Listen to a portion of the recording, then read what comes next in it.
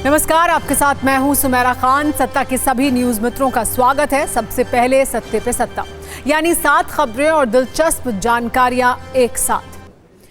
आज पहले आपको इंडियन नेवी की लोहा लाट सत्ता को और मजबूत करने वाले 3 नए जल योद्धा से मिलवाएंगे, जिनके नाम हैं INS सूरत, नीलगिरी और वाघशीर। तीनों मेड इन इंडिया युद्धपोत पर हमने आज ऐसा वीडियो एल्बम तैयार किया है जो आपके देश प्रेम की लाइब्रेरी में सेव हो जाएगा।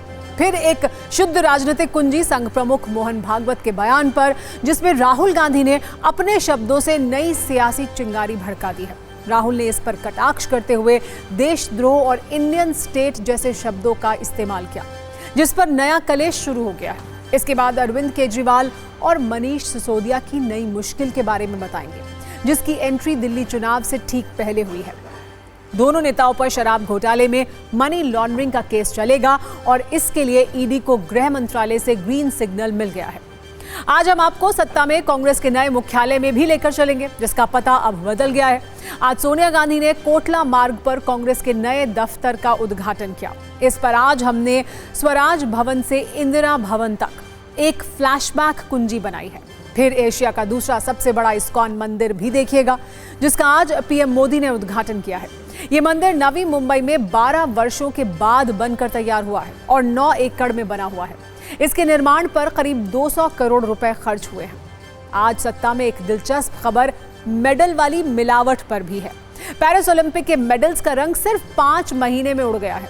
अब इस पर ओलंपिक कमेटी को शर्मिंदा होना पड़ा और इसके बाद उसने क्या एक्शन लिया है, ये देखिएगा। वैसे इन मेडल्स में भारतीय एथलीट के पदक भी शामिल हैं। और एक बड़ी खबर यह भी है कि सोशल मीडिया कंपनी मेटा ने अपने CEO मार्क जकरबर्ग के बयान पर माफी मांग ली है। जकरबर्ग ने कहा था कि कोरोना के बाद दुनिया के कई देशों में मौजूदा सरकारें गिर गईं और इनमें मोदी सरकार भी शामिल है। इस बयान के बाद संसदीय समिति ने मानहानि का नोटिस भेजने की चेतावनी दी थी। आज सेना दिवस है। सेना मतलब शौर्य, सेना मतलब शक्ति, सेना मतलब देश की संपूर्ण सुरक्षा और सेना मतलब राष्ट्र के दुश्मनों का सर्वनाश। आज सेना दिवस पर ऐसा ही भाव, ऐसे ही संदेश के प्रमाण देखने को मिले जब मुंबई में पीएम मोदी ने देश को 3 जल योद्धा समर्पित किए। ये समंदर के वो सिकंदर हैं जिनके नाम से दुश्मन कांपते हैं, जो समंदर की लहरों पर दुश्मनों की हर चाल को अपनी शक्ति से मात देने वाले चैंपियन हैं। सबूत के तौर पर मुंबई के नौसेना डॉकयार्ड पर तैनात तीनों महाबलियों को आप देख सकते हैं। राष्ट्र को समर्पित करने के बाद पीएम मोदी ने विस्तारवाद पर क्या कहा, वो भी बताएंगे। पहले तीनों महाबलियों से आपका संक्षिप्त परिचय करवाते हैं। पहला नाम है INS सूरत, जो डिस्ट्रॉयर है, जो समंदर में ही घातक से घातक दुश्मन मिसाइल को खत्म कर समा देने की शक्ति रखता है।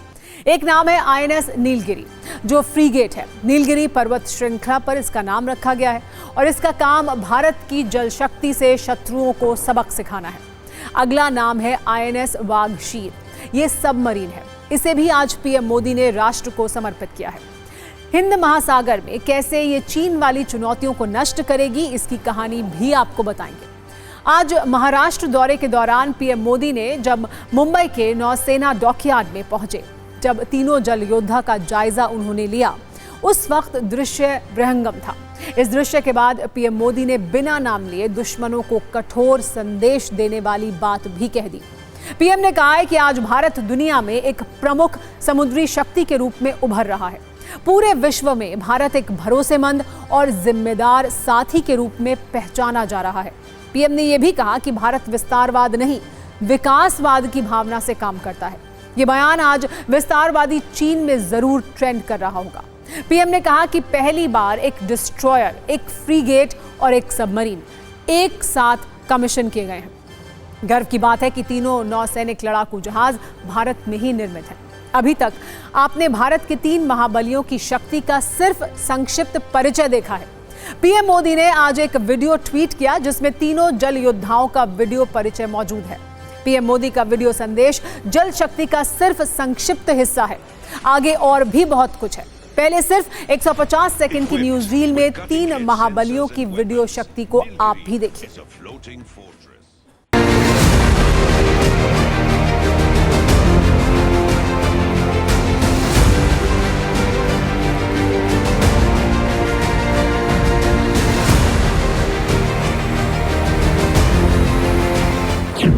आज भारत पूरे विश्व और खासकर ग्लोबल साउथ में एक भरोसेमंद और जिम्मेदार साथी के रूप में पहचाना जा रहा है। भारत विस्तारवाद नहीं, भारत विकासवाद की भावना से काम करता है।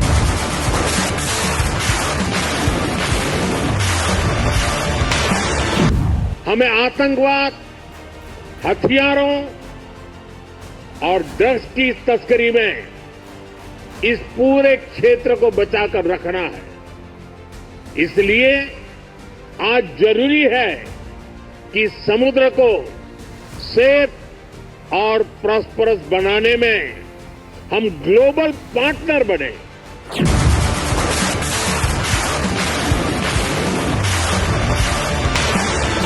थल हो, नभ हो, डीप सी हो या फिर असीम अंतरिक्ष, हर जगह भारत अपने हितों को सुरक्षित कर रहा है। एक डिस्ट्रॉयर, एक फ्रिगेट और एक सबमरीन की एक साथ हो रही हिस्टोरिक कमीशनिंग सिर्फ इंडियन नेवी की ही नहीं बल्कि आपके नेतृत्व में इंडियन ओशन रीजन में भारत की बढ़ती ताकत का भी यह प्रमाण है। नौसेना ने अपना हाई टेम्पो ऑफ ऑपरेशंस बरकरार रखा है।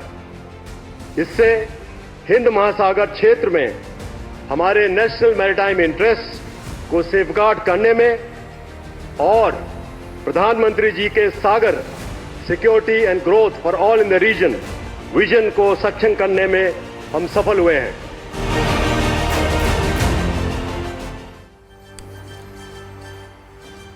TV9 भारतवर्ष के संवाददाता उस जगह पहुंचे थे जहां इन पनडुब्बियों को रखा गया था। तीनों जलवीरों की शक्ति को ग्राउंड रिपोर्ट वाली रील से आप भी देखिए।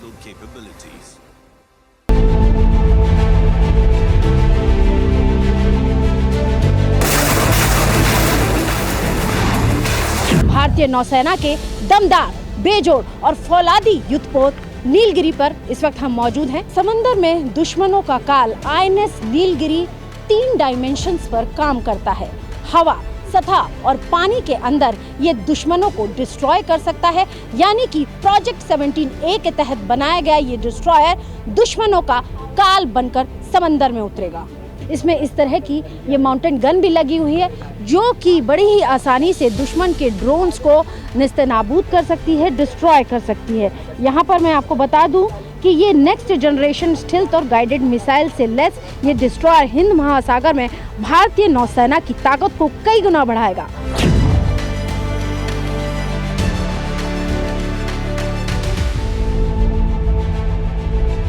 नीले समंदर में दुश्मनों को चुन चुन कर मौत के घाट उतारेगी INS वाक्षी। इसे खासतौर से एयरक्राफ्ट कैरियर किलर भी कहा जाता है। भारतीय नौसेना का ये मजबूत सिपाही है और यहाँ पर मैं आपको बताना चाहूँगी कि ये जो सबमरीन है, इस सबमरीन को ऑपरेट करने के लिए जितने भी सेलर्स हैं और जितना भी क्रू है वो यहीं से जाता है नीचे और उसके बाद तमाम तरह के जो ऑपरेशंस हैं उनको अंजाम देता है। तो एक बार हम भी चलकर देखते हैं। इसको जो डिज़ाइन किया गया है वो सर्विलांस करने के लिए, तमाम तरह की ज़रूरी सूचनाएं इकट्ठा करने के लिए पानी के अंदर से भी ये नेवी को डायरेक्ट करती रहती है, उसे बताती रहती है। तो इस तरीके से इस सबमरीन को डिज़ाइन किया है।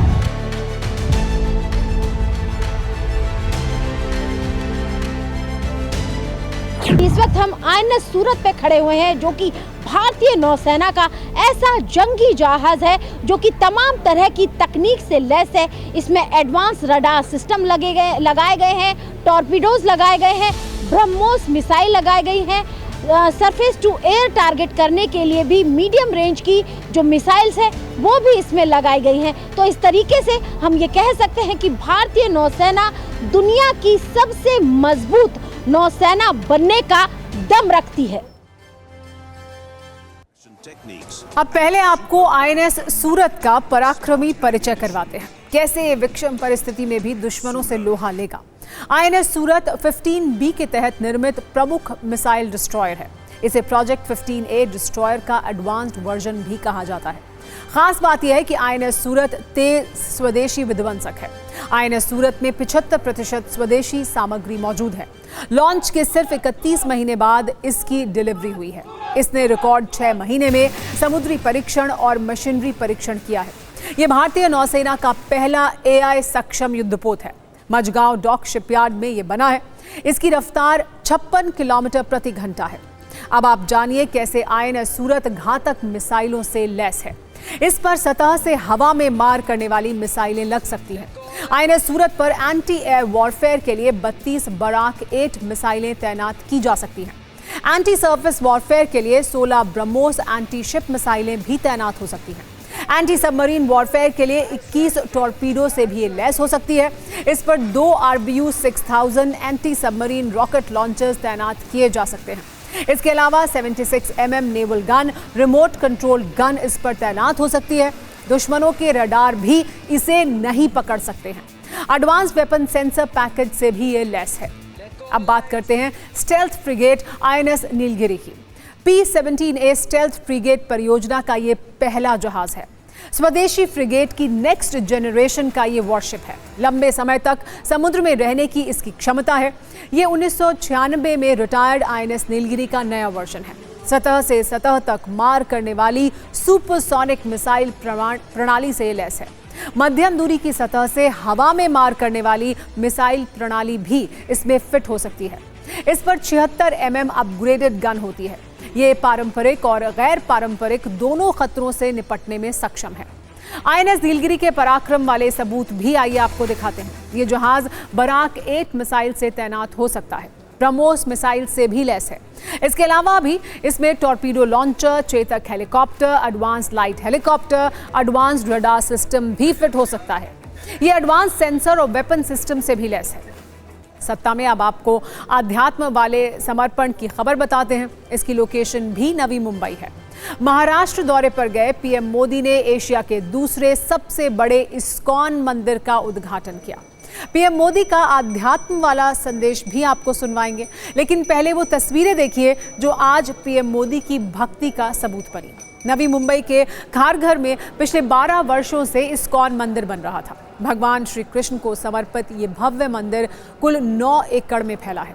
ये संस्कृति और वास्तुकला का संगम है। 200 करोड़ रुपए की लागत से बना है। चांदी के दरवाजों पर गदा, शंख, चक्र, ध्वजा की नक्काशी है। PM मोदी ने इस मंदिर का उद्घाटन करने के साथ साथ यहाँ सांस्कृतिक सेंटर और वैदिक म्यूजियम का भी शिलान्यास किया। PM ने इससे पहले 12 अक्टूबर 2024 को मंदिर का दौरा किया था। आज इस मंदिर का उद्घाटन करने के बाद PM मोदी ने इस्कॉन के सभी संतों को धन्यवाद देते हुए कहा कि यदि भारत को समझना है तो भारत के आध्यात्म को समझना होगा। आप सिर्फ 120 सेकंड में नए इस्कॉन मंदिर की विशालता और भव्यता का आनंद लीजिए।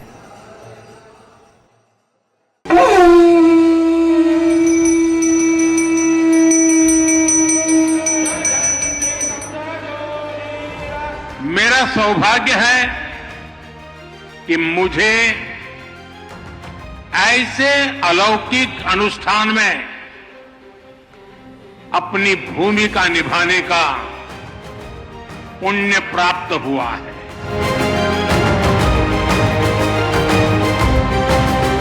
नई पीढ़ी की रुचि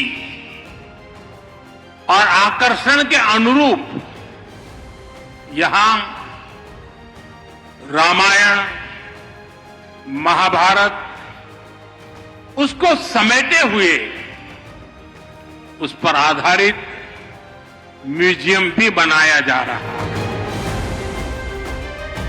यदि भारत को समझना है तो हमें पहले आध्यात्म को आत्मसात करना होता है। संत ज्ञानेश्वर ने ज्ञानेश्वरी गीता के जरिए भगवान कृष्ण के गुण ज्ञान को जनसुलभ बनाया। इसी तरह श्रील प्रभुपाद जी ने इस्कॉन के माध्यम से गीता को लोकप्रिय बनाया।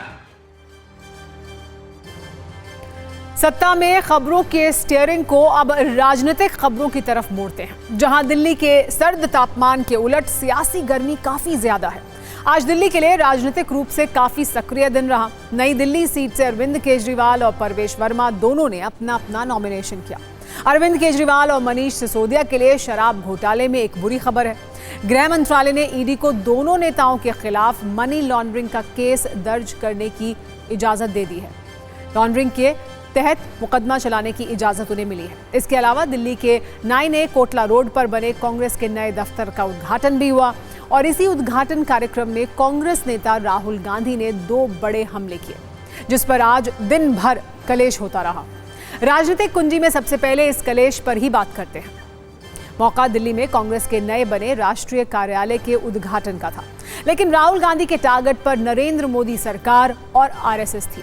राहुल गांधी मंच पर आज इतने आक्रामक थे, उन्होंने ये तक कह दिया कि मोहन भागवत का आचरण राजद्रोह के समान है और वो किसी और देश में होते तो उनको गिरफ्तार कर लिया जाता। दरअसल 13 जनवरी को संघ प्रमुख मोहन भागवत इंदौर में थे। यहाँ एक कार्यक्रम में उन्होंने कहा कि अयोध्या में रामलला की प्राण प्रतिष्ठा की तिथि प्रतिष्ठा द्वादशी के रूप में मनाई जानी चाहिए, क्योंकि अनेक सदियों से दुश्मनों का आक्रमण झेलने वाले देश को सच्ची स्वतंत्रता इस दिन मिली थी। राहुल गांधी को यह बात बिल्कुल भी अच्छी नहीं लगी और उन्होंने कहा कि भागवत ने जो कहा है वो राजद्रोह के समान है, क्योंकि उनके कहने का मतलब है कि संविधान अवैध है, अंग्रेजों के खिलाफ लड़ाई अवैध है। एक बार सुनिए कि मोहन भागवत ने क्या कहा था और राहुल गांधी ने क्या कहा।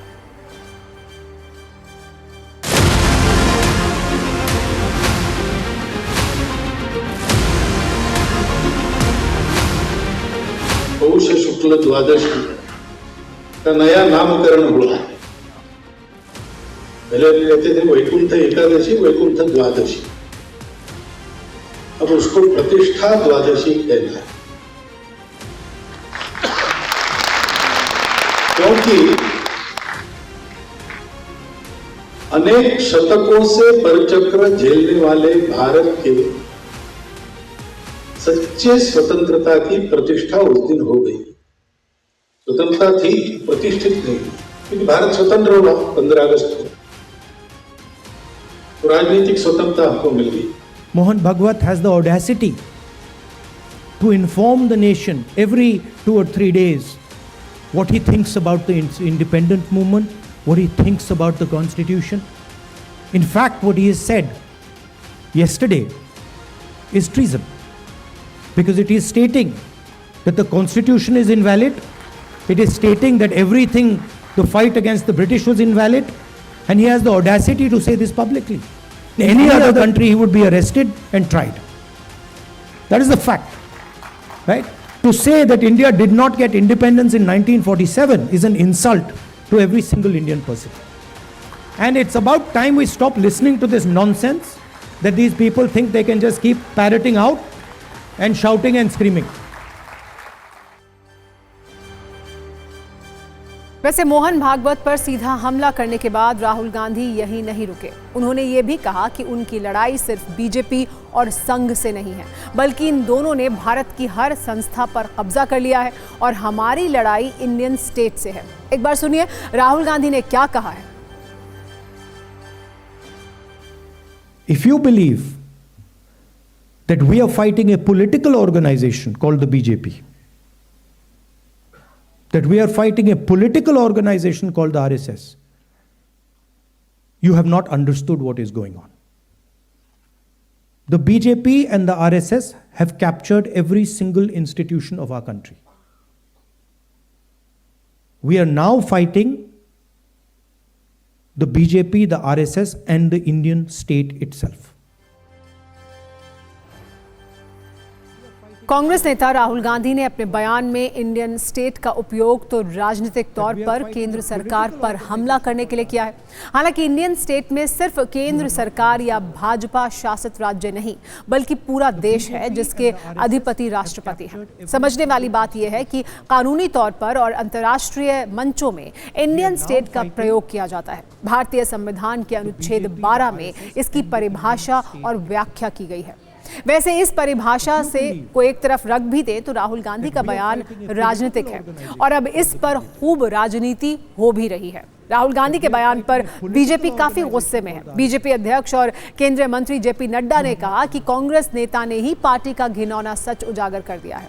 वो इसके लिए राहुल गांधी की तारीफ करते हैं कि उन्होंने कहा कि वो भारत से लड़ रहे हैं। स्पष्ट रूप से ये देश जानता है। जबकि कांग्रेस के नेता नाना पटोले का कहना है कि राहुल गांधी ने सही कहा है, उनकी बात को तोड़ मरोड़ कर पेश ना करें। कुल मिलाकर आज राहुल गांधी का बयान और उस पर हुई राजनीतिक प्रतिक्रिया ट्रेंड करती रही।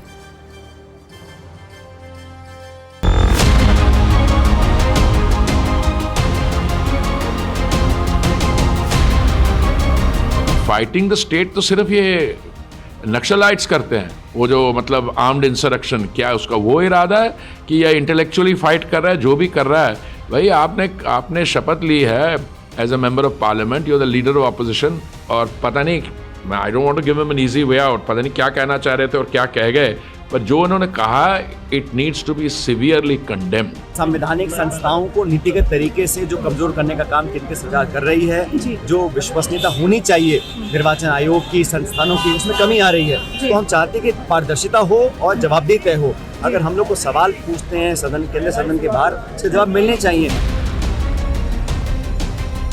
अपराधी कोई है तो वो राहुल गांधी है, क्योंकि सेक्शन 152 कहता है act endangering sovereignty, unity and integrity of India. अगर इस तरह के बयान देता है तो उसने cognizable offence, punishable with 7 years of imprisonment. बड़े मुश्किल से हमारे देश को आज़ादी मिली, और वो आज़ादी अगर हम अपने धर्मों के नाम से अगर विभाजित करना चाहते हैं और देश को तबाह करना चाहते, तो इस बात का कंटेम्प्ट सबने करना चाहिए। जिन्होंने देश के आज़ादी को लेकर के शहादत दी, कुर्बानी दी, उनका ये इंसल्ट कर रहे हैं, उनका ये अपमान कर रहे हैं। बाद में क्या कहेंगे ये मोहन भागवत जी कि आरक्षण जब खत्म हो जाएगा तब जो है आज़ादी मिलेगी, यही मोहन भागवत जी कहेंगे। जो सोरोस के भक्त हैं वो राम भक्तों की बात कैसे समझ सकते हैं? नहीं समझेंगे। वो देश की स्वाधीनता के बाद में 6 दशकों से अधिक समय तक कांग्रेस ने जिस तरह से हिंदुओं का दमन किया, और बात संविधान की करते हैं और संविधान निर्माता को 2 बार चुनावों में हरा देते हैं। राजनीतिक बयान और उस पर मचे कलेश से आगे बढ़ते हैं और आपको कांग्रेस पार्टी के नए दफ्तर के बारे में बताते हैं। 140 वर्ष पुरानी राजनीतिक पार्टी कांग्रेस का आज पता बदल गया। पिछले 5 दशकों से कांग्रेस का राष्ट्रीय मुख्यालय 24 अकबर रोड था। अब मुख्य विपक्षी दल का नया मुख्यालय 9A कोटला मार्ग पर बनाया गया है। कांग्रेस संसदीय दल की अध्यक्ष सोनिया गांधी ने फीता काटकर नए भवन का उद्घाटन किया। इस दौरान उनके साथ कांग्रेस अध्यक्ष मल्लिकार्जुन खड़गे और पूर्व अध्यक्ष राहुल गांधी भी मौजूद रहे। कांग्रेस के नए मुख्यालय का नाम इंदिरा भवन रखा गया है। वर्ष 2009 में कांग्रेस पार्टी के नए दफ्तर की नींव पड़ी थी। अब 15 वर्षों में ये 5 मंजिला इमारत बनकर तैयार हुई है। 5 मंजिला इस इमारत में 70 कमरे हैं। अगर कांग्रेस दफ्तर के डिटेल में जाएं तो ग्राउंड फ्लोर पर एक हाईटेक प्रेस कॉन्फ्रेंस रूम बनाया गया है। बीच में हाफ सी शेप में रिसेप्शन है। उसके ठीक पीछे खान पान के लिए कैंटीन बनाई गई है। दाईं तरफ मीडिया प्रभारी का दफ्तर है। उसके साथ टीवी डिबेट करने के लिए छोटे छोटे साउंड प्रूफ चेंबर, ठीक उसके बगल में पत्रकारों के बैठने का कमरा भी बनाया गया है। पुराने दफ्तर 24 अकबर रोड की तर्ज पर मीडिया को बिना अनुमति हर जगह जाने की इजाजत नहीं है। ग्राउंड फ्लोर से ऊपर जाने के लिए हाईटेक एक्सेस कार्ड होगा। ऐसे में पहले अपॉइंटमेंट मिलने पर ही जाने की अनुमति होगी। फर्स्ट फ्लोर पर एक बड़ा हाईटेक ऑडिटोरियम बनाया गया है और अलग अलग विभागों के लिए 18 कमरे हैं। सेकेंड फ्लोर पर राष्ट्रीय सचिवों के लिए 24 कमरे बने हैं। थर्ड फ्लोर पर स्वतंत्र प्रभार वाले प्रभारियों के लिए 18 कमरे तैयार किए गए हैं। फोर्थ फ्लोर पर संगठन महासचिव और कोषाध्यक्ष समेत पार्टी महासचिवों के लिए 12 बड़े कमरे बतौर दफ्तर बनाए गए हैं। और फिफ्थ फ्लोर पर पूर्व कांग्रेस अध्यक्ष सोनिया गांधी, कांग्रेस अध्यक्ष मल्लिकार्जुन खड़गे और पूर्व अध्यक्ष राहुल गांधी के 3 बड़े दफ्तर हैं। हर फ्लोर के बीच में एक लॉबी बनाई गई है जिसे वेटिंग स्पेस के तौर पर इस्तेमाल किया जाएगा। पूरी इमारत में तस्वीरों के जरिए कांग्रेस के इतिहास को उकेरा गया है। इन तस्वीरों में गांधी परिवार से अनबन वाले, कांग्रेस छोड़कर जाने वाले नेताओं को भी जगह दी गई है। इनमें नरसिम्हा राव, सीताराम केसरी, प्रणब मुखर्जी और गुलाम नबी आजाद जैसे नेता भी शामिल हैं। 1885 में कांग्रेस की स्थापना के बाद पार्टी का मुख्यालय कई स्थानों में बदलता रहा है। कांग्रेस की स्थापना यूं तो 28 दिसंबर 1885 को बंबई के गोकुलदास तेजपाल संस्कृत कॉलेज के सभागार में हुई थी। आजादी आंदोलन के शुरुआती दिनों में कांग्रेस का कोई स्थायी दफ्तर नहीं था। तब कांग्रेस पार्टी का कामकाज बड़े नेताओं के आवास से ही होता था। कांग्रेस को पहला स्थायी पता 1919 में तब मिला जब मोतीलाल नेहरू ने इलाहाबाद का अपना आलीशान घर कांग्रेस को दे दिया। इस घर का नाम था स्वराज। लेकिन जब राजनीति का केंद्र दिल्ली बना तो जवाहरलाल नेहरू दिल्ली के 3 मूर्ति भवन से ही कांग्रेस को संचालित करने लगे। 1959 में इंदिरा गांधी कांग्रेस की अध्यक्ष बनी तो 7 जंतर मंतर रोड स्थित बंगले को कांग्रेस का मुख्यालय बनाया गया। 1969 में कांग्रेस का विभाजन हुआ तो इस बंगले को मोरारजी देसाई के नेतृत्व वाले गुट ने ले लिया। 1971 में इंदिरा कांग्रेस का ऑफिस 5 राजेंद्र प्रसाद रोड पर चला गया। पूर्व प्रधानमंत्री इंदिरा गांधी ने जनवरी 1978 में पार्टी मुख्यालय को 24 अकबर रोड पर शिफ्ट किया था। ये एक अस्थायी पता था, लेकिन पिछले 47 वर्ष से कांग्रेस के दफ्तर 24 अकबर रोड पर था। इस दफ्तर ने पार्टी को 4 प्रधानमंत्री और बहुत से सीएम दिए। ऐसे कांग्रेस का दफ्तर भले ही 9A कोटला मार्ग पर है, लेकिन कांग्रेस को दफ्तर के लिए जमीन दीनदयाल उपाध्याय मार्ग में आवंटित हुई थी। इनकम टैक्स ऑफिस से लेकर मिंटो रोड जाने वाली सड़क को दीनदयाल उपाध्याय मार्ग कहा जाता है। 1977 में जनता पार्टी की सरकार ने राउज एवेन्यू रोड का नाम बदलकर इस सड़क का नाम दीनदयाल उपाध्याय मार्ग रखा था। दीनदयाल उपाध्याय भारतीय जनसंघ के संस्थापक थे। 2016 में इस मुख्यालय का निर्माण कार्य शुरू हुआ। पहले मोतीलाल वोरा और अहमद पटेल सारा कामकाज देखते थे, लेकिन दोनों नेताओं के दिवंगत होने के बाद प्रियंका गांधी एक्टिव हो गई। कहा जाता है कि अहमद पटेल और तत्कालीन कोषाध्यक्ष मोतीलाल वोरा ने कांग्रेस का मुख्य द्वार कोटला रोड की तरफ कर दिया, जिससे पार्टी का पता 9A कोटला रोड हो गया। 19 नवंबर 2018 को पहले 9A कोटला मार्ग में कांग्रेस दफ्तर शिफ्ट होने की चर्चा शुरू हुई। उस वक्त कहा गया कि राहुल की अध्यक्षता में नई कांग्रेस यहीं पर काम करेगी। दूसरी बार 19 नवंबर 2024 में इसके उद्घाटन की चर्चा शुरू हुई, लेकिन उस वक्त भी इसे टाल दिया गया। और वक्त है सत्ता के रिमाइंडर का, जिसमें पेरिस ओलंपिक में मेडल घोटाले वाली कहानी है।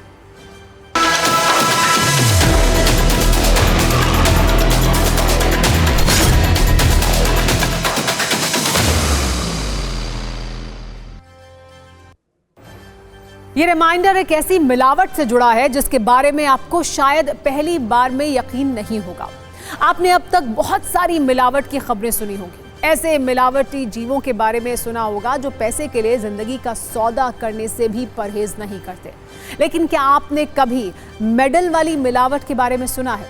आपको याद होगा 2024 में पेरिस में जो ओलंपिक हुए थे, उसमें भारत के खिलाड़ियों ने अलग अलग खेलों में कुल 6 पदक जीते थे। इनमें भारतीय शूटर मनु भाकर के भी 2 ब्रॉन्ज मेडल शामिल हैं। लेकिन क्या आप जानते हैं, उन मेडल्स का रंग सिर्फ 5 महीने में उड़ गया है। अब पेरिस ओलंपिक का मेडल घोटाला दुनिया में ट्रेंड कर रहा है और इंटरनेशनल ओलंपिक कमेटी को शर्मिंदा कर रहा है। पहले हम आपको 2 तस्वीरों के जरिए समझाते हैं कि आखिर ये मेडल घोटाला है क्या। इनमें एक तस्वीर नए मेडल्स की है जो ओलंपिक के वक्त दुनिया भर के कई एथलीट्स को दिए गए थे। लेकिन जरा दूसरी तस्वीर को देखिए, कैसे अब वो मेडल बेरंग हो चुके हैं और उनका रंग सिर्फ 5 महीने के अंदर उतर गया है। इस खबर के सामने आने के बाद अंतर्राष्ट्रीय ओलंपिक कमेटी के तोते ही उड़ गए हैं और उसने क्या कहा है? उसने कहा है कि खिलाड़ियों के ये मेडल अब बदले जाएंगे। दरअसल इंटरनेशनल ओलंपिक कमेटी को लगातार इन मेडल्स को लेकर शिकायतें मिल रही थी, आरोप लग रहे थे। पेरिस ओलंपिक में मेडल घोटाला हुआ और मेडल में मिलावट की गई है। वैसे पेरिस को अव्यवस्थाओं के लिए पहले ही बदइंतजामी का गोल्ड मेडल मिल गया था, लेकिन अब ओलंपिक कमेटी पर भी सवालों की झड़ी लग गई है। ओलंपिक कमेटी ने अब इस पर एक्शन लिया है और विश्वास दिलाया है कि एथलीट्स के मेडल्स बदले जाएंगे। दुनिया के अलग अलग देशों के 100 से ज्यादा एथलीट्स ने कमेटी से मेडल के रंग उड़ने की शिकायत की थी। और इनमें भारतीय शूटर मनु भाकर भी शामिल हैं, जिन्होंने पेरिस ओलंपिक में 2 ब्रॉन्ज जीते थे। लोगों में इस बात को लेकर नाराजगी थी कि आखिर 5 महीने में मेडल्स का रंग कैसे उड़ गया है, लेकिन अब ओलंपिक कमेटी ने शर्मिंदा होने के बाद ये कहा है कि खराब मेडल्स बदलकर नए मेडल दे दिए जाएंगे। इस मेडल घोटाले पर अंतर्राष्ट्रीय ओलंपिक कमेटी की ओर से जो बयान आया है वो भी आपको आइए दिखा देते हैं। इंटरनेशनल ओलंपिक कमेटी के अनुसार वो मेडल बनाने वाली कंपनी और फ्रांस की राष्ट्रीय टकसाल मोनेई डे पेरिस के साथ काम कर रही है। जल्द सभी खिलाड़ियों के मेडल बदल दिए जाएंगे और ये काम अगले कुछ हफ्तों में शुरू हो जाएगा। इस बयान के बाद भारतीय शूटर मनु भाकर ने भी ये उम्मीद जताई है कि अगर ऐसा है तो वो भी अपने मेडल्स बदलना चाहेंगे, जिनका रंग उड़ चुका है। वैसे आज हम आपको पेरिस ओलंपिक के इन मेडल्स की एक और दिलचस्प बात बताते हैं, जिसके बारे में शायद आपको जानकारी नहीं होगी। पेरिस ओलंपिक में पदक विजेताओं को जो मेडल्स दिए गए थे, उनमें एफिल टावर के लोहे का इस्तेमाल किया गया था। ये वो लोहे के छोटे छोटे टुकड़े थे जो एफिल टावर से निकले थे। दरअसल वर्ष 1887 से वर्ष 1889 के बीच बने एफिल टावर की कई बार रिपेयरिंग की गई है और उसमें से जो धातु निकले उन्हें संरक्षित किया गया। इसके बाद उन्हीं धातु का इस्तेमाल पेरिस ओलंपिक के मेडल्स में किया गया और इसके पीछे मंशा ये थी कि एफिल टावर और फ्रांसीसी इतिहास को खेलों से जोड़ा जाए। इस मेडल पर करीब 18 ग्राम लोहे से एक हेक्सागन भी बनाया गया था और रिबन पर विशेष ढंग से एफिल टावर की आकृति बनाई गई थी। लेकिन अब उन्हीं मेडल्स का रंग 5 महीने में उड़ चुका है और मेडल वाली इस मिलावट ने पूरी दुनिया को हैरान कर दिया है। अब आइए इस पर आपको नजरिया 9 भी बता देते हैं। ये स्पष्ट है कि लोग मिलावट से बहुत परेशान हैं। आपने कई खबरें देखी होंगी जिनके अनुसार खाने पीने के बहुत सारे सामान शुद्ध नहीं हैं। दवा से प्रसाद तक मिलावट हो रही है। और तो और न्यूज़ मित्रों ने कई बार ये भी महसूस किया होगा कि खबरों में एजेंडे की मिलावट भी की जाने लगी है। लेकिन अब तो मेडल में भी मिलावट हो रही है। इसीलिए मिलावट वाली इस सत्ता पर चोट बहुत जरूरी है। अब चुनावी कुंजी की बात करते हैं, जिसमें आज नामांकन करने वाले नेताओं की संख्या काफी ज्यादा रही। दिल्ली के पूर्व सीएम अरविंद केजरीवाल और उनके खिलाफ चुनाव लड़ रहे बीजेपी के पूर्व सांसद परवेश वर्मा दोनों ने नॉमिनेशन दाखिल किया। नामांकन से पहले अरविंद केजरीवाल अपनी पत्नी सुनीता केजरीवाल और बच्चों के साथ वाल्मीकि मंदिर और हनुमान मंदिर गए।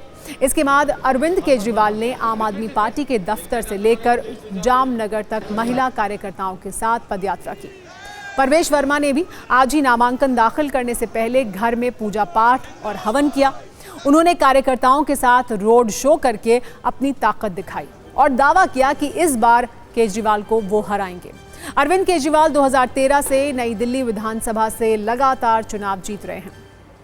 हालांकि इन दावों के बीच अरविंद केजरीवाल और मनीष सिसोदिया की मुश्किलें बढ़ती हुई नजर आ रही हैं। दिल्ली के शराब घोटाले के मामले में गृह मंत्रालय ने पूर्व मुख्यमंत्री अरविंद केजरीवाल और मनीष सिसोदिया के खिलाफ पीएमएलए के तहत मुकदमा चलाने की ईडी को हरी झंडी दे दी है। खास बात यह है कि अपनी चार्जशीट में ईडी ने शराब घोटाले में केजरीवाल को मास्टरमाइंड और किंगपिन बताया है। ट्विटर बच चुका है